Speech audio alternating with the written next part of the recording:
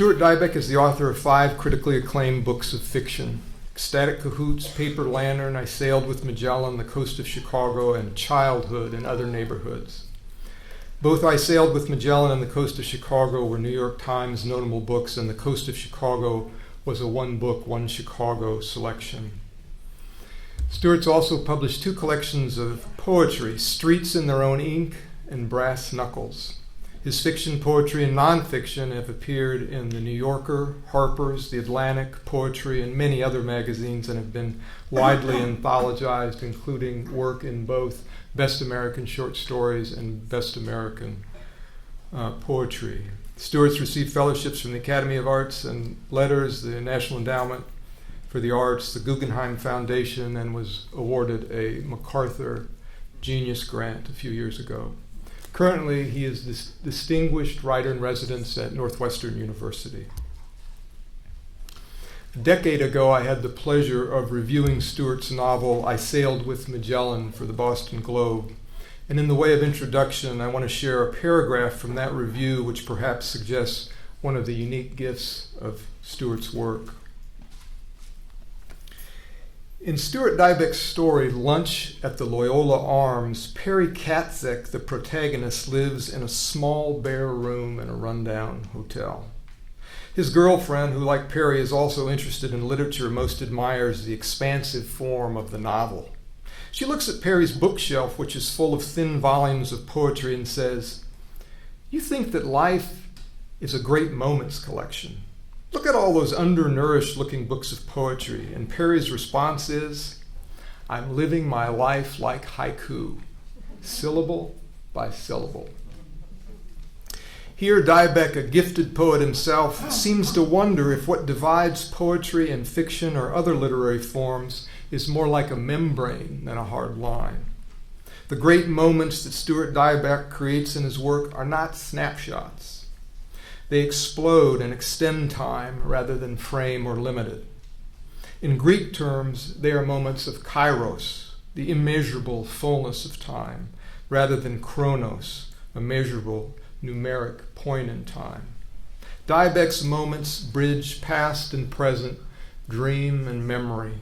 They are stones dropped in a still pond, the growing ring still reaching for the reader long after she has put the book down. Please join me in welcoming Stuart Dybek.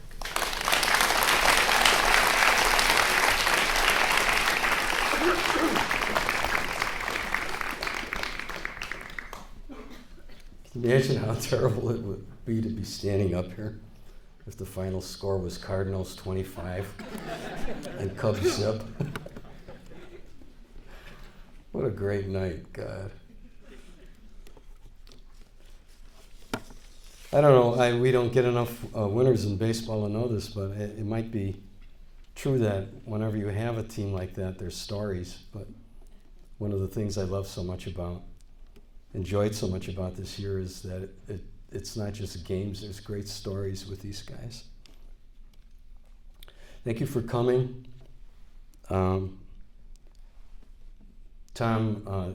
thanked people I should be thanking. I want to really thank Tom. It's a great honor to be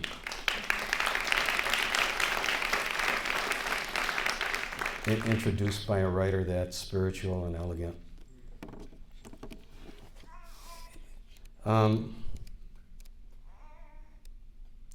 So I thought I'd read a couple of pieces out of this book, Ecstatic Cahoots. I thought I'd read the shortest one and the longest one.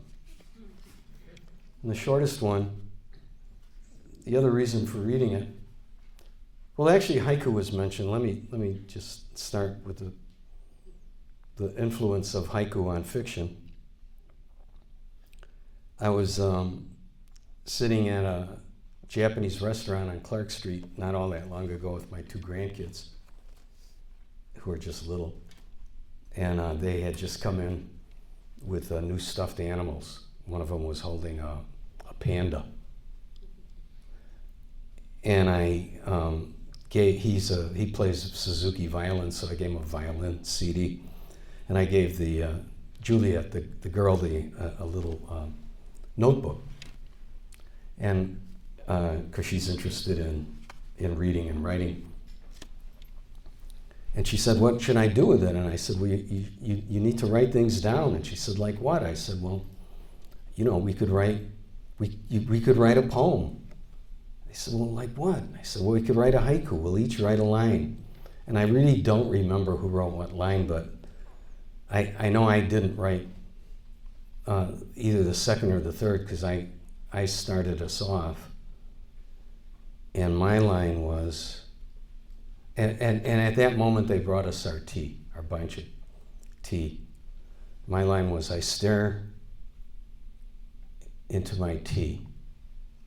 And either Nat or Jules then wrote the line, and I see a panda.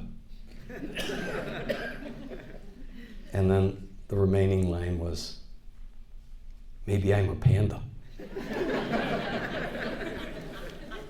So a lot can be accomplished in a few lines there. And I tried to bring that to the first piece, but really the reason I'm reading it, this is the shortest piece, you'll figure that out fast enough, is that it's one of those unfortunate things that after the book is published, I realized I wrote it wrong. It's called Misterioso, and it should have been called Subtitles. It's 2 lines, and it should have been 2 lines in Italian, which I can't speak. I could have hired an Italian. And then there should have been the English translation below. So I'll have to read it the way it is. Misterioso. You're going to leave your watch on? You're leaving on your cross? That's it.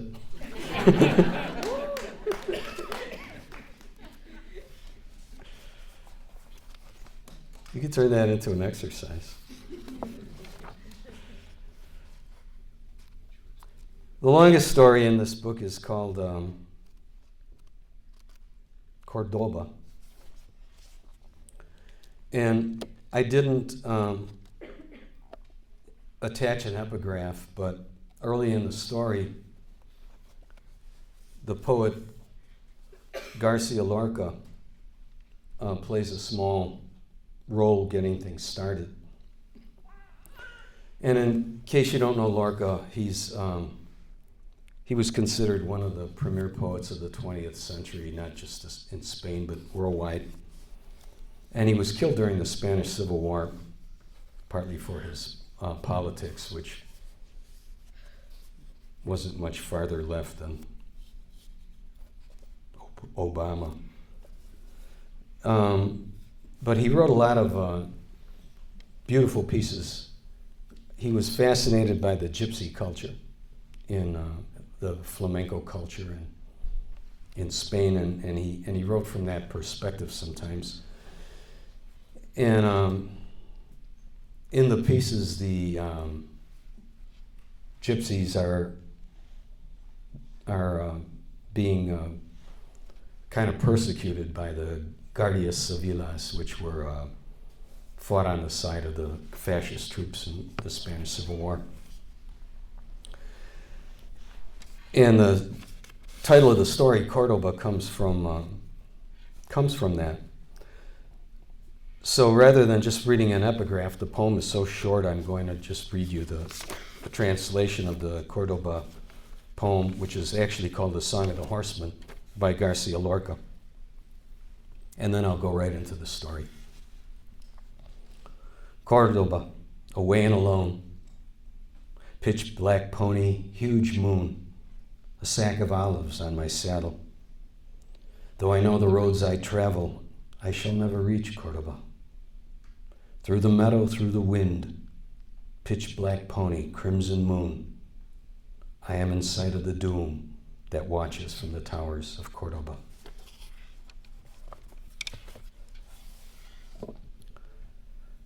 While we were kissing, the leather-bound Obras Completas opened to a photo of Federico Garcia Lorca with a mole prominent beside a sideburn of his slick back hair, slid from her lap to the jade silk couch and hit the Chinese carpet with a muffled thud. While we were kissing, the winter wind, known locally as the hawk, soared off the lake on vast wings of snow. While we were kissing, verbs went uncommitted to memory. Her tongue rolled R's against mine, but couldn't save me from failing Spanish. We were kissing, but her beloved Federico, to whom she'd introduced me on the night we'd first met, was not forgotten. Verde que te quiero verde. Green, I want you green. Verde viento, verde ramas. Green wind, green branches. Hissing radiator heat.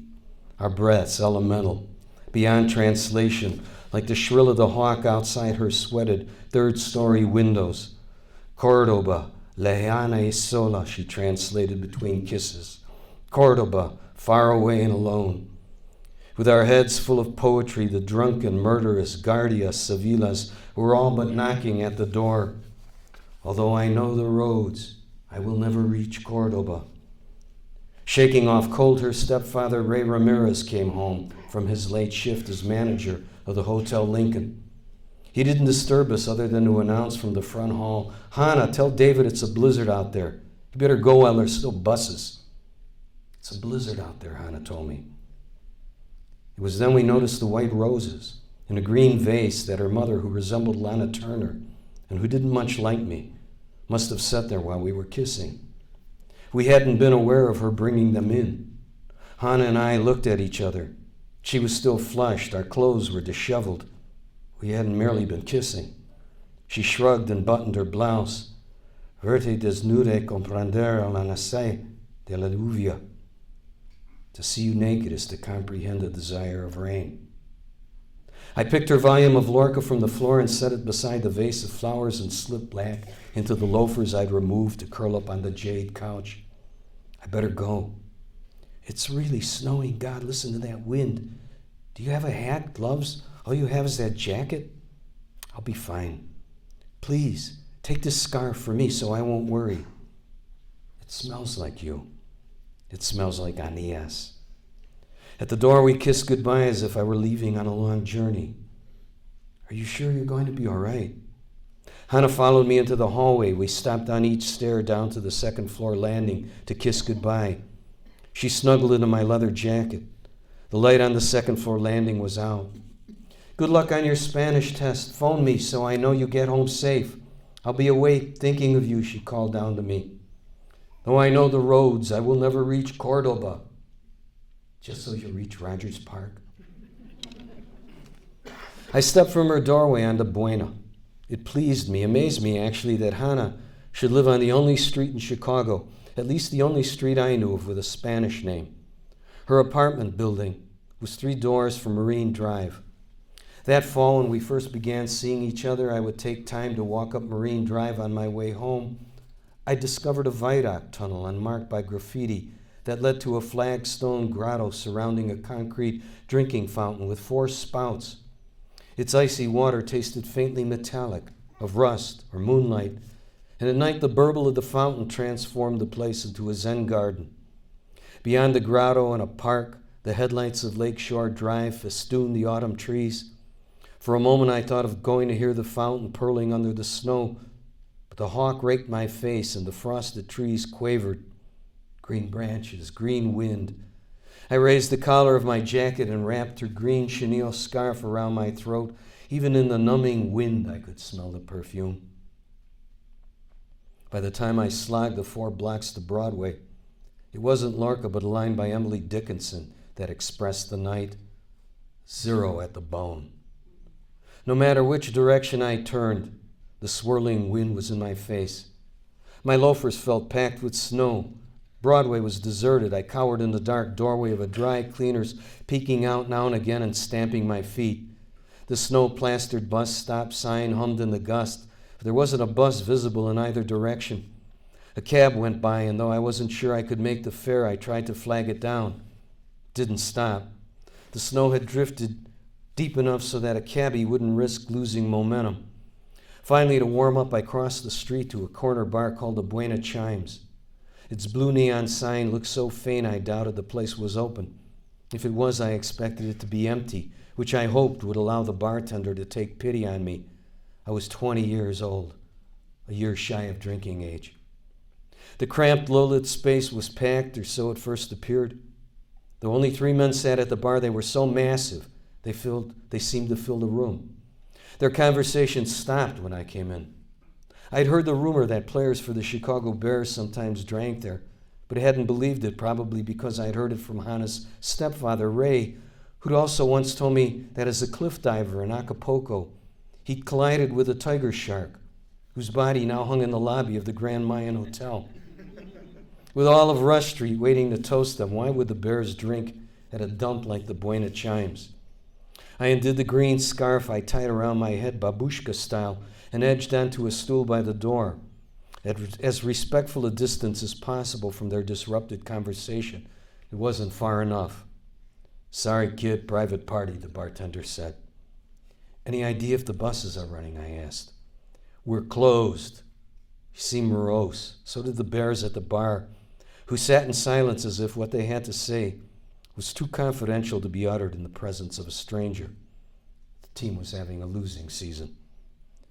"Buy the kid a shot," one of the Bears said. "Whatever you say, Jimbo," the bartender replied. He set a shot glass before me, staring into my face rather than into the glass, filled it perfectly to the brim. Each man has his own way to show he's nobody's fool, and pouring shots without looking at the glass was the bartender's. He knew I was underage. "Hit me too, Sambo," Jimbo said. When the bartender filled his glass, the tackle or linebacker or whatever Jimbo was raised his teeny shot glass in my direction. "This'll warm you up. Don't say I never bought you nothing," he said, and we threw back our whiskeys. "Much thanks," I said. "Now get your puny ass out of here," Jimbo told me.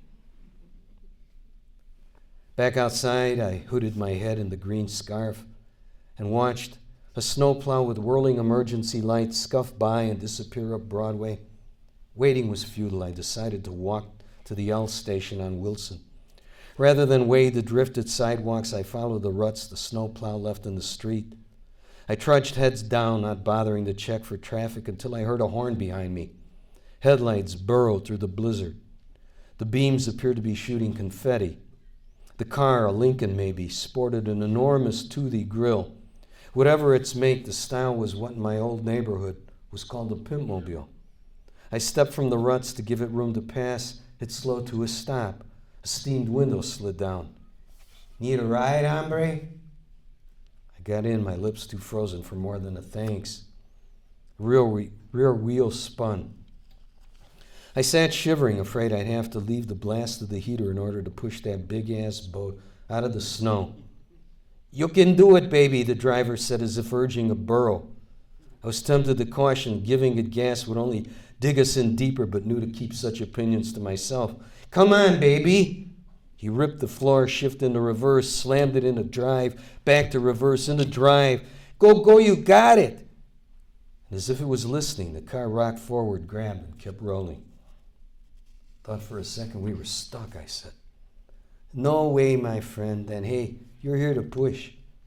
But not to worry, there's no stopping Lino tonight." I wound a scarf from my head and massaged my frozen nose and ears. "Yo, man, you wearing perfume?" "It's the scarf," I said. "You and that scarf, man. When I saw you in the street, I thought some poor broad was out alone. You know, I told myself, Lino, the world is full of babes tonight. Where you headed, my friend?" "Rogers Park, just off Sheridan." I couldn't stop shivering. "Man, you'd have had a tough time getting there. Whole city shut down. What are you doing out so late?" "Getting a little, dare I say?" He smiled conspiratorially.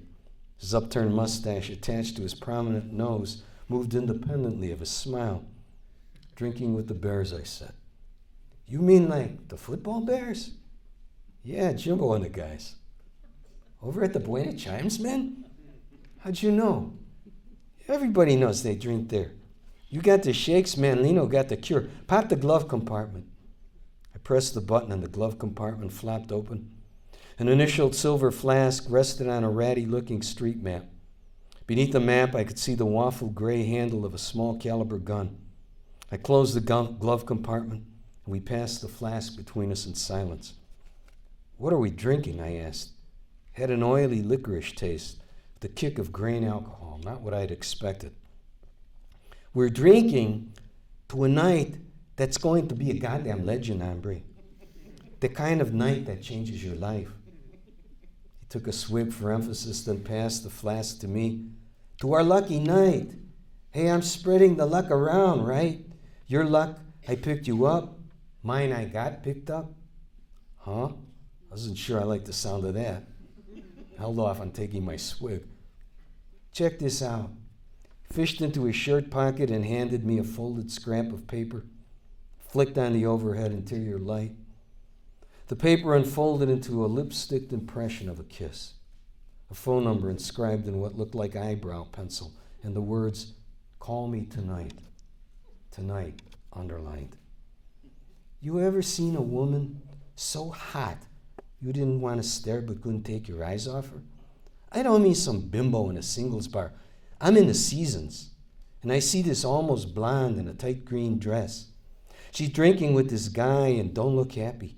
He leans over and whispers something in her ear, and whatever he said, it's like, an eye roller. She turns away from him, and as she's rolling her eyes, to no one in particular, she catches me staring. She's got these beautiful eyes, and I roll my eyes too. Just for a sec, she smiles and goes back to her drink.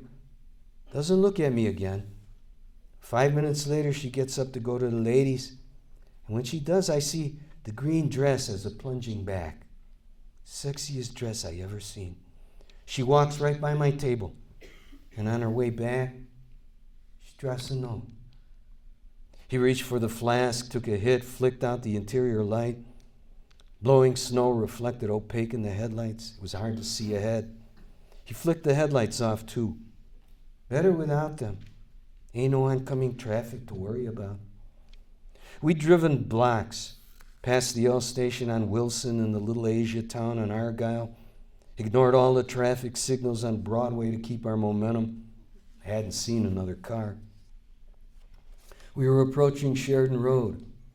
I was finally warmed up, though my feet were still numb. He took another swallow. He was drinking 2 to my 1 and passed the flask. It was noticeably lighter. You believe in love at first sight, man?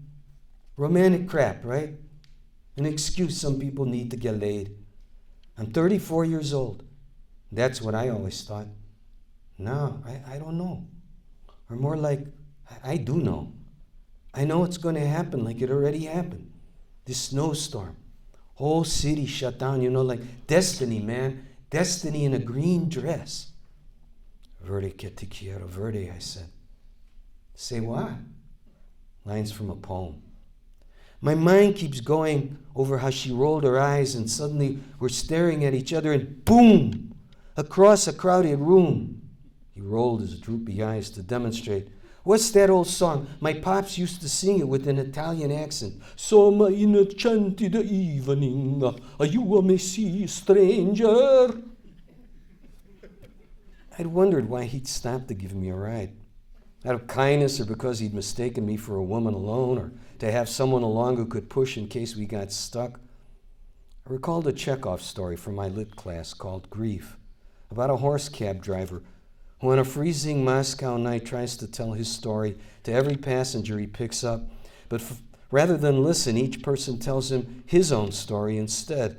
And finally, near dawn, as he unharnesses his pony, the cab driver tells the story he's been trying to tell all night, that his little daughter has just died, to his pony. Lino is driving with a story to tell, not about grief or love or even male vanity. It was about luck, and he needed someone to hear it. What are you going to do? I asked him. What am I going to do? I'm going to call her. She's hot, man. She's waiting. She wants me.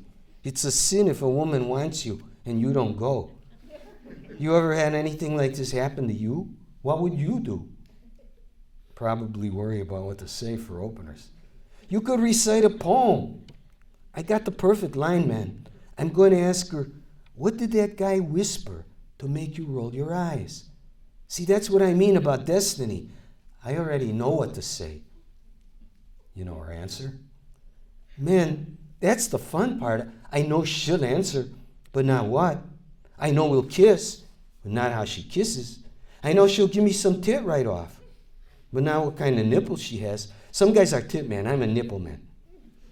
Or what perfume she wears, or what her name is. I know she's probably home by now, waiting for the call, but I won't know till she picks up that phone what her voice sounds like. Just one little scrap of paper and a lifetime history of questions. You can't really tell nothing from her handwriting. Let me see that. I gave it back to you, I said. No, man, you didn't give it back. Yes, I did. I handed it back when you turned the overhead light out, right before you flicked the headlights out. I handed it back to you blocks ago. You did, man. You never gave it to me. Check your pockets. He checked his shirt pocket and the pockets of his top coat. I wouldn't have put it in my top coat, man. You still got it. Empty your jacket pockets, cabron. I did as he asked. There wasn't anything but white petals from one of the roses. Hannah must have slipped in a pocket. She did things like that. What you trying to pull, my friend? This is how you repay me for saving your ass from the cold? You think that babe is going to be a slut for any jerk who calls her up? You're crazy. You ain't ready for a woman like that. I didn't take it, man. He braked hard and the car swerved and came to a stop in the middle of the street. He flicked the overhead light on. Get up, cabron. Maybe you're sitting on it. I rose in my seat and so did he. It wasn't on the seats. Check the floor. We looked on the smeary floor mats, felt under the seats. Check the bottom of your shoes. It's got to be here, I said. I'm going to ask you polite one more time. You going to give me that phone number? I gave it to you. Why would I take it? I got my own girl. She insisted I wear this scarf. I thought you were drinking with the bears. More bullshit, huh? Listen carefully, cabron. Last fucking time. Simple yes or no. His droopy brown eyes stared hard into my face. I said nothing. He unscrewed the flask and drained it. Excuse me, man. I want to put this back. He reached past me, popped the glove compartment, and I was out of the car, running up Sheridan with the headlights he'd flicked on, bounding drifts, zigzagging along the sidewalk, hoping I'd be a harder target to hit. I could hear the tires whining behind me. He'd probably tried to give it gas and run me down, and now the car was stuck. I could hear it grinding from a block away and stopped to look back. He was trying to rock it from reverse back to drive, but just digging it in deeper. I actually thought of going back and saying, look, man, you were kind enough to give me a ride. Would I come back to push you out if I'd stolen the phone number? It was a nice thought, but one that could have got me killed. Instead feeling light on my frozen feet despite the drifted sidewalks, I jogged 4 more blocks up Sheridan Road, checking at each corner to make sure he wasn't following me. The snow fell more slowly. The wind had let up some, but I could barely see his headlights 5 blocks back in the haze of snow when I turned onto my street. In my studio apartment, I kicked off my loafers, stripped off my frozen socks, and not bothering to remove my jacket, I sat in the dark on my one stuffed chair, clutching the soles in my palms and watching the snow gently float in the aura of the streetlight visible from my 3rd-story window. The surge of lightness I'd felt running down Sheridan had left me shaky, 0 at the bone. Finally, I felt recovered enough to switch on the lamp and slip off my jacket. I promised to call Hannah. She'd be asleep with the phone under the pillow beside her so that its ring wouldn't wake anyone. What time is it? She'd ask in a groggy voice. And I'd say getting on to 1. And she'd say she was worried about me getting home. And I'd tell her Cordoba was easy next to tonight. I'd thank her for the loan of her scarf. I'd have frozen without it. It wasn't until I unwound it from around my neck that I noticed the scrap of paper caught in the chenille. I unfolded the note, and there was the kiss and phone number an eyebrow pencil. I sat in the stuffed chair, my feet wedged under the cushions, dialed, and when the phone began to ring, I flicked the lamp off again and watched the snow. It rang several times, which didn't surprise me. I didn't expect anyone to answer. The surprise came as I was about to hang up when someone lifted the receiver but said nothing, as if waiting for me to speak. I hope it's not too late to call, I said. That all depends, a woman's voice answered. And what? And who you are, and what you have in mind coming over. I can't tonight. The city shut down, my car's stuck in a snowdrift. And why did you bother to call? I wanted to hear your voice, to see if you're real. That's a strange thing to say. Are you real? No, I said, actually, I'm not. At least you know that, she said, which puts you ahead of the game. Most unreal men, the vast majority, don't know that they aren't, and those few that do usually can't bear to admit it. So there's still a chance that hopefully some night, years to come, you'll have a different answer. Good luck with that. The phone clicked. I listened to it buzz before hanging up. If I rang again, I knew she wouldn't answer. I sat with the soles of my feet in my hands, rubbing the warmth back into them, waiting to call Hannah, thinking of all the years to come, still young enough to wonder who I'd be.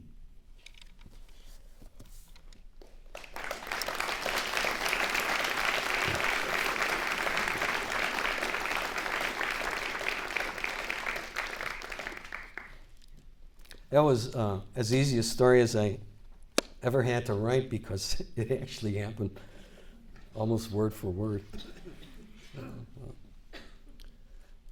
So it's kind of hard for me to see with the lights, but if there is questions, I'd be happy to try to answer them. When did you first start becoming interested in writing? When did I first start becoming interested in reading? Yeah, I guess I was always interested in reading. I loved reading. And sometimes it's kind of hard to figure out where one starts. The other one stops and the other one starts. But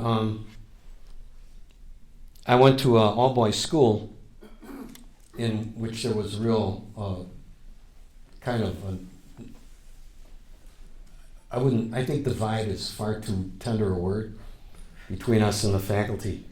And I began writing these kinds of little comics, sarcastic pieces to entertain my friends. And there's this misapprehension, I think, that if you grow up in a working class neighborhood or a lower class neighborhood, that neighborhood's not interested in the arts. That couldn't be less true. I mean, these guys thought it was, my buddies thought it was hilarious, and it was encouraging, so I just kind of started writing. And I think that's kind of where it started. You said earlier that it's your story, it happened in real life. Mm-hmm. Well, so are some of your short stories based off of real life? Well, a lot of them are a mix. You know, you get an anecdote or an incident, or sometimes just mainly an anecdote or an incident, and then you run with it, or somebody tells you a story. So in that sense, it's still real life, but it's not your real life. And I have a story in one of my in the other book, Paper Lantern, for instance, that a friend of mine told me at an Italian restaurant outside of Washington when he was having a really horrible year in his life, and his wife caught him in receiving suspicious phone calls. And so I wrote that one, but totally, absolutely disguised the characters. And the neat thing about coding a story, C-O-D-I-N-G, not coding it, is that you immediately engage the imagination. And you know, today nonfiction is really kind of, I think, the paramount commercial art form in writing. There's a joke, it's not very funny, where they used to say, if you came in with a memoir, can this be a novel? Now it's just the opposite. If you come in with a novel, your agents will say, could this be a memoir? And I guess it can, though. You're going to get spanked by Oprah. There could be worse things. But I forgot what I was talking about.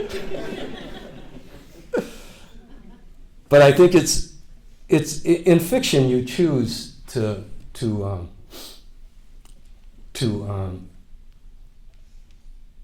let the imagination make the main decisions.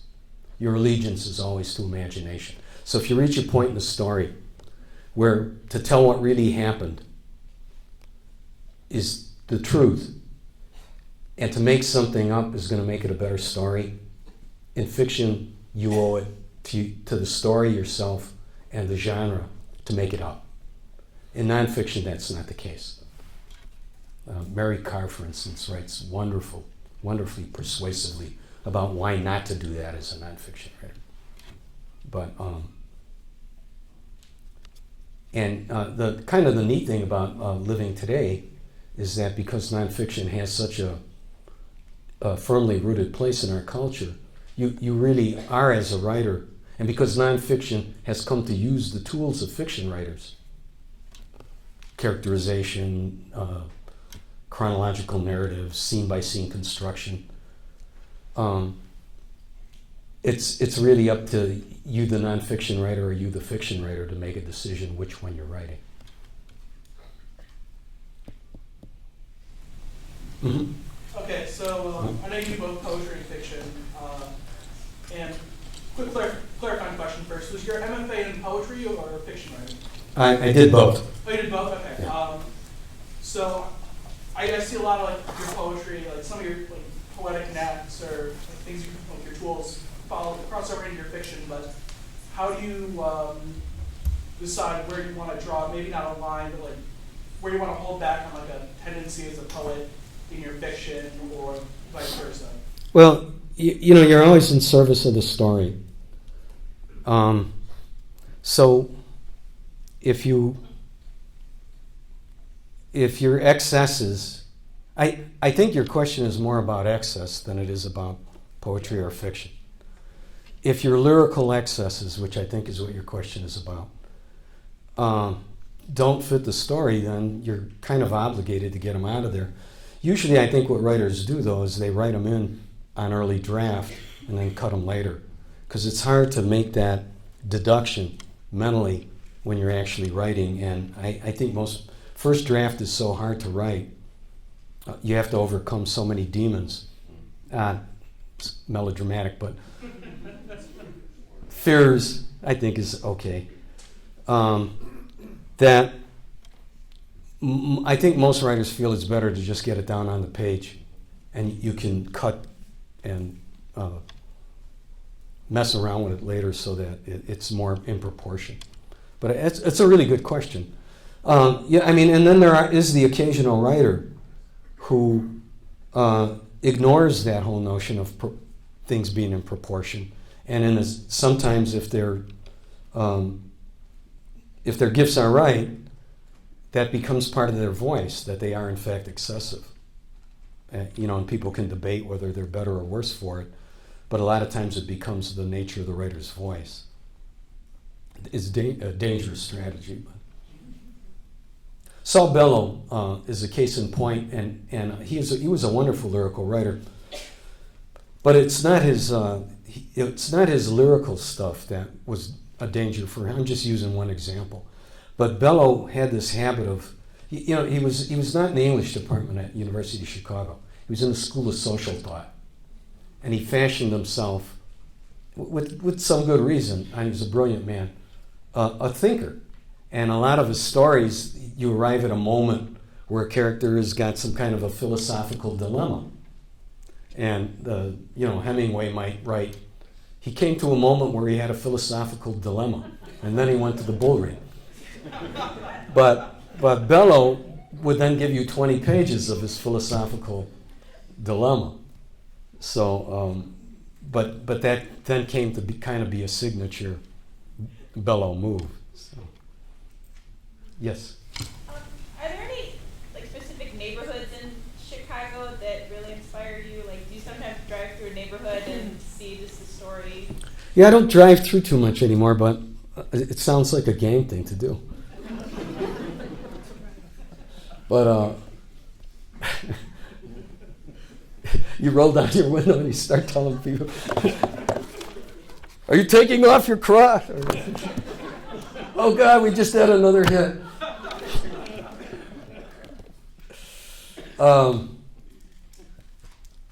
What's your question? Are there any specific? Oh yeah. So I grew up in Pilsen and Little Village, and they're when people talk about writers having gifts, usually they mean so and so could write a sentence, or this person rhymes very nicely, but I mean another definition of gifts is what we're given, what we grow up with, and it's really important to realize that your ethnicity, your religion, your family, your neighborhood, all those things can be, if you're that kind of writer, not everybody is, things you've read. I mean, certain writers' gifts are other writers. Somebody was a huge science fiction fan as a kid and ends up writing science fiction that they would have never written had they not read Bradbury and all the old timers. So that neighborhood was a huge gift for me. It was people told stories all the time. It was too hot to sit inside in the summer. Nobody had air conditioning. Everybody sat on the street drinking these big quart glass things of beer. I forgot what they're called. Yeah, I mean that was the brand. But yeah, we didn't call them 40s though. They had a different name. Anyway, and people told stories, and so there was that. But because I do write fiction, I take the liberty of using actual street names, actual names. Buena Chimes really existed. Broadway, every name in that story is there. But also creating an imagined Chicago. In that particular story, not a good example of a lot of the other ones. Sometimes if I'm giving a reading, somebody from my old hood will show up and say, hey, I grew up on Cullerton, just like 4 or 5 blocks from you on 18th, and you really nailed it, man. You got it. And I mean, I'm so happy that somebody who knows the turf thinks that. But I want to say, so in that story about the elephant who crashes into the church and attacks a nun, you saw that too, huh? Very interesting. God, and I thought I made that up. Yes? Who is your best writing teacher and why? And which writer is your best? Well, boy, I had so many wonderful teachers. I don't want to really single anybody out. I'll single one person out in poetry, and that was the late Donald Justice. He was just a wonderful teacher and wonderful man, one terrific poet. As far as writers go, that it's nice that you put it in the context of teachers, because for everybody who writes, they have a whole battery of people who were their teachers and never knew it or even wanted to be. But and at different times of your life, you need different teachers. So there's really no one answer for me. But I could just start naming. If there's, I love writers of place, and I love writers of mood, and I like to go back to that other question. I like small, not Bellow-esque digression. My first love in the arts was and continues to be music. For me, it's the most sensual of the arts. And all the arts, what I love about all the arts are their sensuality. And the fact that a painter thinks sensually. And I terribly envy the all the other arts that come through the senses. I wish I had oil color. I mean, it might be a matter of the grass being more green. But, I still had my saxophones. I can't play them very well. But all the tools of the arts, the blowtorch and the welding and the different brushes and the palette knives and cameras and all of that stuff. I mean, all that stuff just seems wonderful to me. And if your arts are acting and dance, then your body itself. And what could be more sensual than that? Fiction is the only, writing is the only art that's abstract. Language is an abstraction. Your tools are not a computer, they're not a clay tablet, they're not a papyrus, they're not a pen or a pencil, they're language. And so what I've always tried to do as a writer is, and the writers that I most love, that I would kind of consider my teachers, are the ones that I always feel swim upstream against abstraction. Not the brilliant writers who embrace it, like Beckett, Waiting for Godot, where it's always set nowhere. But for me, it's writers like, my favorite is Isaac Babel, a Russian writer, who's been beautifully translated. Stalin killed him. He wrote a couple of books, but you can go writer by writer, but I guarantee you that if you ask the majority of writers who visit here, they will tell you it's Isaac Babel. He's not popular. There isn't any reason he shouldn't be. He's fascinating to read. But so Joyce, one of the huge challenges Joyce gave himself was to turn fiction into poetry. And so other writers all love Joyce. They know what he's doing in that arena of abstraction. So those Flannery O'Connor, Eudora Welty, those kinds of writers I really love them.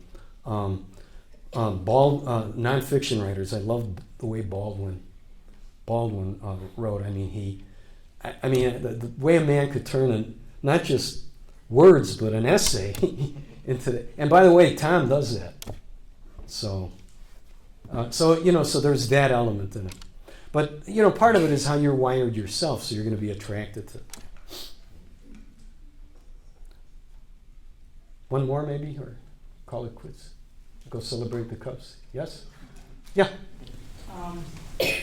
You have that playful wonder that Ray Bradbury has had to his fiction. What I'm wondering is, do you have your ideas formed when you sit down and write a story? For instance, like the story of the couple on the wedding cake. How did that come about? Well, that was an exception. So it's a good example, but the actual way it came about actually undermines it in a way you wouldn't know. Susan, who was a wonderful. Anyway, in a public radio. Oh wait, I put a dedication to her. It'll take me all night to find it.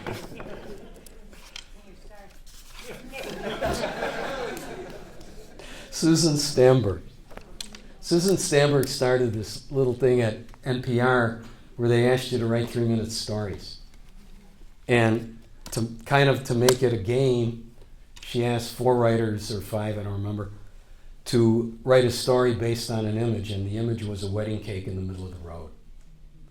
So in that one, I didn't come up with the image. I just came up with a improvisation on it.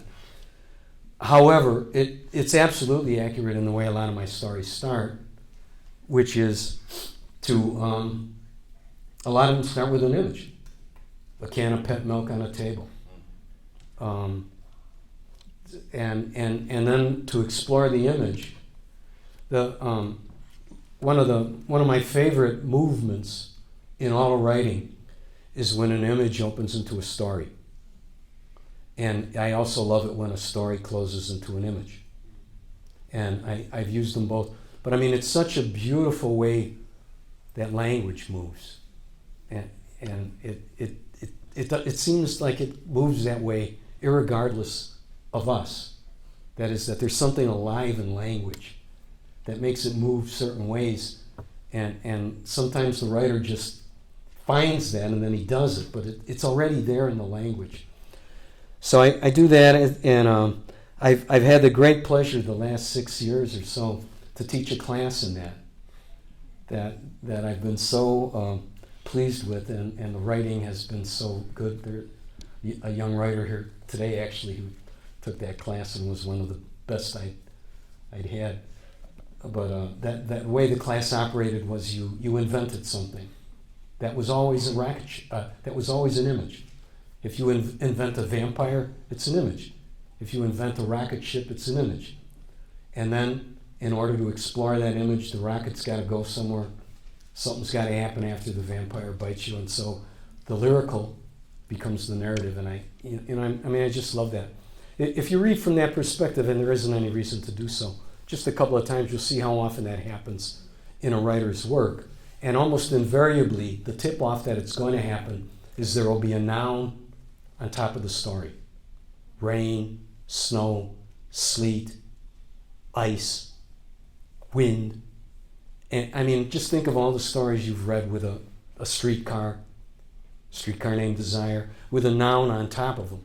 That story is always going to do that. It's always going to take that noun, which is an image, and it's going to open that noun up into a narrative. I think we've gone far enough. Thank you. Go Cubs.